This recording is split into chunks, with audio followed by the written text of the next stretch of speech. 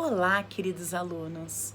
No vídeo de hoje eu vou ensinar vocês os principais assuntos que aparecem nas provas em relação ao tema controle da administração.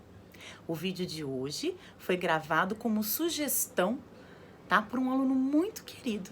Eu tenho um aluno que comenta todas as minhas fotos, ele participa da aula e também me traz muitas questões no direct. Ele me pergunta, né? É muito legal essa interação com vocês. Então, né? Em homenagem a esse aluno querido, eu estou gravando o vídeo de hoje. E você? Caso você tenha alguma dúvida, também entre em contato comigo, que nós conversamos e eu estou aqui para justamente auxiliar você nos seus estudos. Tudo bem? Então vamos lá. No tema controle da administração, o que você tem que saber para a prova? Quais são os assuntos mais cobrados?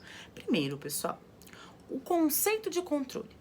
Tá? O controle da administração é um conjunto de instrumentos jurídicos utilizados para fiscalizar a função administrativa, os agentes, órgãos e entidades da administração. Tá? Então, esse é o conceito de controle da administração. Além disso, costuma se perguntar em prova qual a natureza jurídica do controle da administração. E é muito simples. A natureza jurídica do controle da administração é de princípio fundamental. E de onde a doutrina extrai essa afirmação? Do artigo 6º, inciso 5º do Decreto-Lei 200/67. Então, aqui nós temos a natureza jurídica do controle da administração, que, repito, é de princípio fundamental da administração pública. Outro assunto que costuma cair também é a classificação do controle. E aqui temos diversas classificações. Vou direto ao ponto, nas classificações mais cobradas nas provas, que são as seguintes. Em relação ao órgão que executa, tá?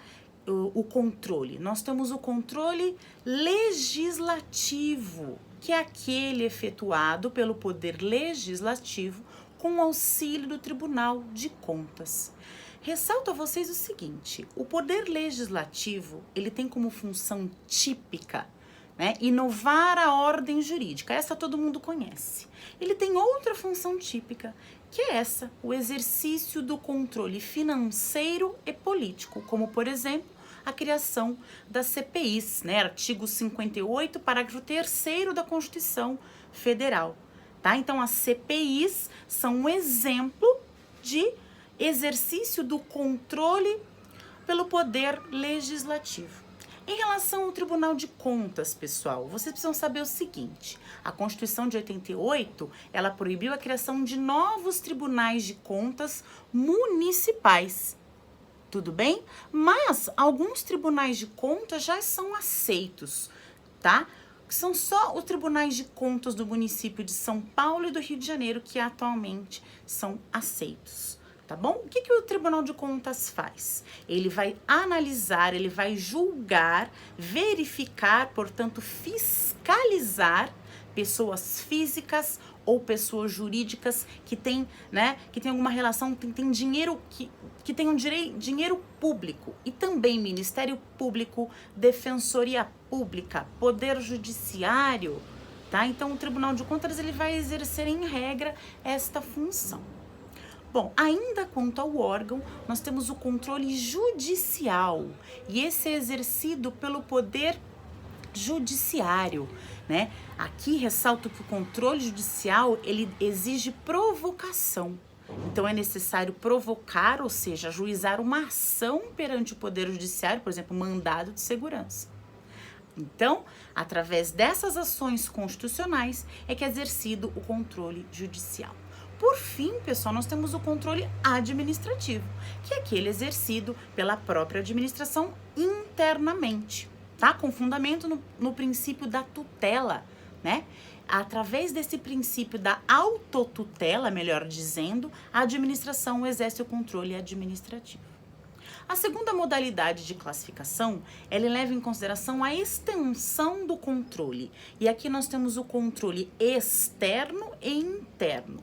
O controle interno é aquele exercido pelo próprio órgão que executou o ato. Já o controle externo é aquele exercido por outro poder, não aquele que praticou o ato.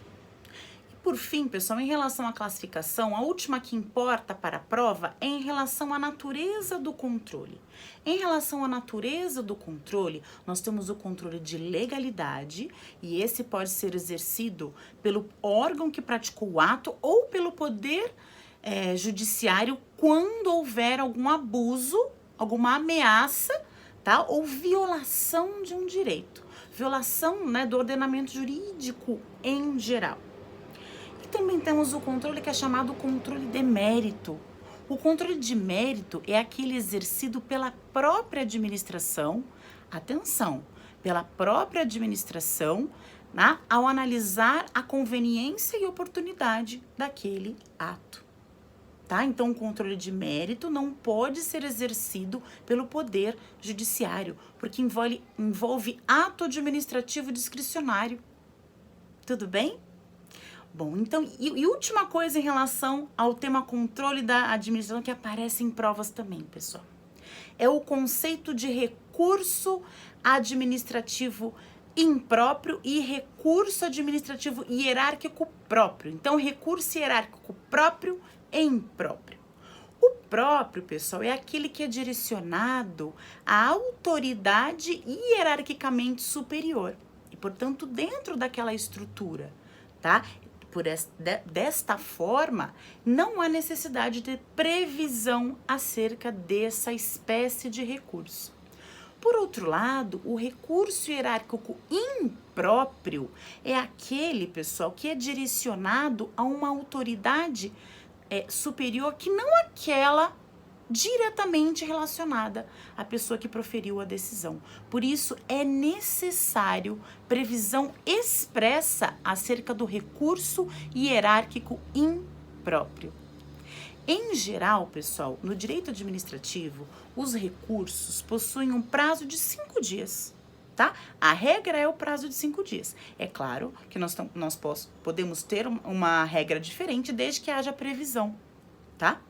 E, por fim, o prazo prescricional. Em regra, né, prescricional, né, ou decadencial, dependendo da espécie, mas em regra o prazo para interpor ações também é de 5 anos. Tudo bem, pessoal? Então, esses foram os principais assuntos acerca do tema controle da administração. Eu desejo a vocês bons estudos e até a próxima dica.